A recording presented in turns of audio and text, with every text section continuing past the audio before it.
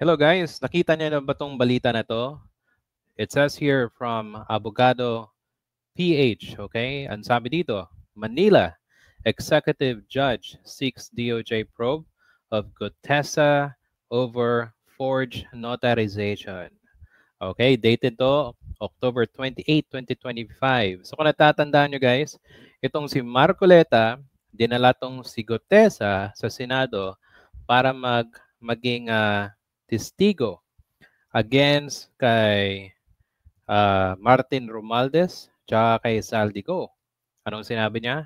Nagdala siya ng ang madaming pera doon sa mga bahay nila. O di ba? Nag-iisa lang 'yan ha. Okay? At at nalaman natin, lahat na yung kanyang affidavit ay pineke, sabi ng abogado doon sa kung saan niya nanotaryo. Okay?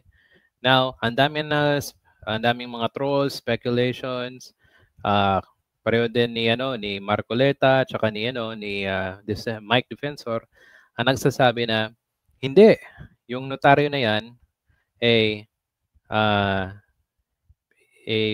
inotaryo ni Gutesa doon sa isang abogado at yung kanyang statement or kanyang affidavit ay tunay na tunay. O, di ba? Pero ito, napagdesisyonan ng Manila RTC, okay, na finorge yung kanyang affidavit. So, anong problema dito? O, that means, yung kanyang sinabi doon sa Senado, doon sa Blue Ribbon Committee, ay pawang kasinungalingan. Hindi totoo. Kasi if it's notarized, ang sabi sa batas, pag notaryo ang isang public document, instead of magiging from private, magiging public document siya. At pag naging public document siya, that means yung kanyang testimonya ay credible. O, anong problema? Hindi siya credible. O, di ba? O, ano ngayon nangyari? Yung judge ay nag-decide na dapat hatulan o kasuhan itong si Gutesa. Pero balikan natin yung sinabi ni Marcoleta. Ay kung saan sinabi niya, ang tapang pa niya di ba? Mas credible daw si Orly Gutesa at matapang kaysa sa kaysa sa kapulungan. Aba, ang galing ng senador natin, no? O kaya dinala nilang yung isang testigo, peke lang pala yung kaniyang affidavit ng notaryo. O, di ba? O sige, tingnan natin to. And then later, babasahin natin yung desisyon dito sa abogado.ph. Okay? O, ito. Pakita sa inyo yung yung tapang-tapangan at pagyayabang ni Marcoleta. Ngayon po'y masasabi ko, si Master Sergeant Orly Gutesa ay mas credible pa po kaysa sa marami sa atin dito sa kapulungan ito. Si Master... O, di ba? Mas credible, mas matapang. Okay? Mas matapang at credible pa kay Marcoleta siguro. Pero, natulan ng executive judge ng RTC na forge ang notaryo. O, di ba? Pinuwersa. O, sige. Sergeant Orly Gutesa, mas matapang kaysa sa mas marami dito sa ating kapulungan. Maraming salamat po, Ginoong Pangulo. O, anong sabi ng mga tao? O, punta tayo sa baba. Asong? Mag-practice muna kayo, mabuti. Kasi may nagsabi daw na yung bago pumunta itong si Gutesa sa Senado, ay pumunta pa daw ng mas maaga itong si Gutesa sa Senado, sa opisina mismo ni Marcoleta. O, di ba? Anong ginagawa kaya ni Gutesa nung mas maaga pa? Well, later, papakita ko sa inyo yung information. Pero dito, babasahin natin yung nangyari. Sabi dito, Manila Executive Judge Carolina Escanciano Season recommended filing falsification charges against Senate witness Orly Gutesa with forged notary signature, referred to the case and referred to the case to the Department of Justice for further investigation. Sinson said that those who use or presented Gutesa's affidavit as are liable as well. Bagam!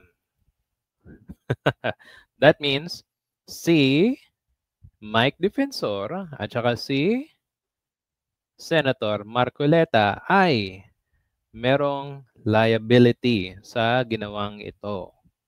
O yan ang katotohanan. Kasi bakit nyo hindi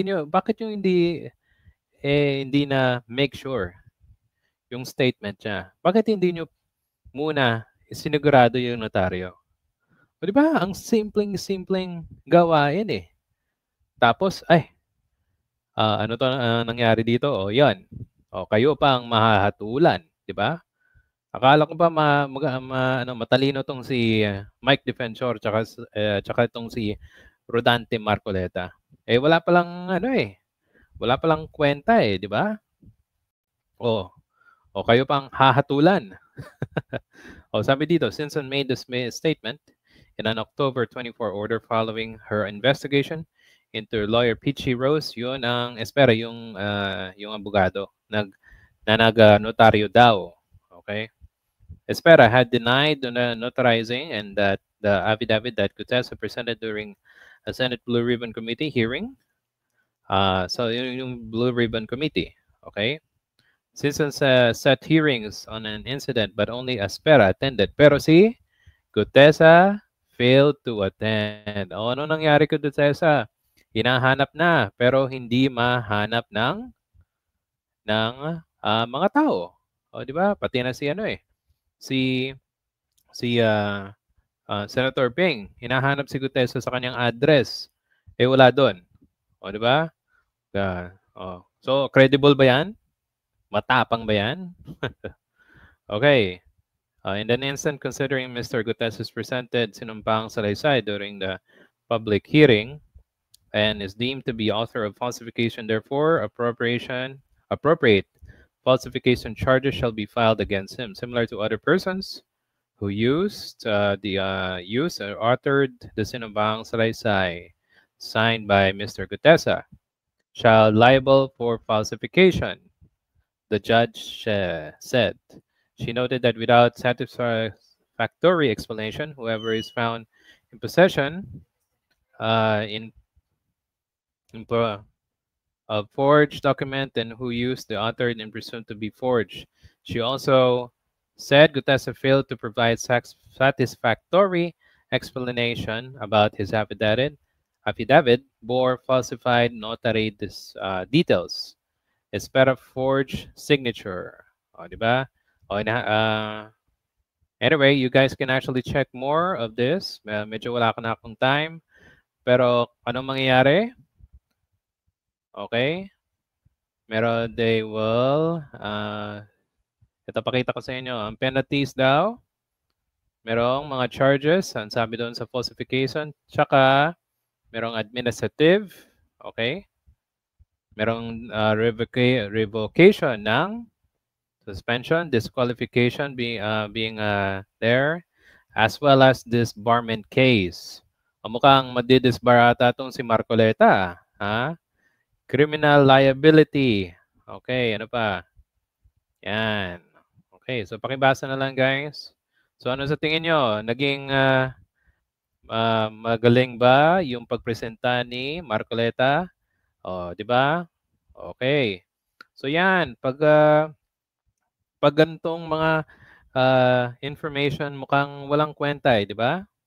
Okay. So guys, if you have any comment, suggestion, please write it down in our comment section and I will see you sa susunod na video. Okay? Paki-comment lang po inyong suggestion. I'll see you. Salamat po and have a good day. Thank you.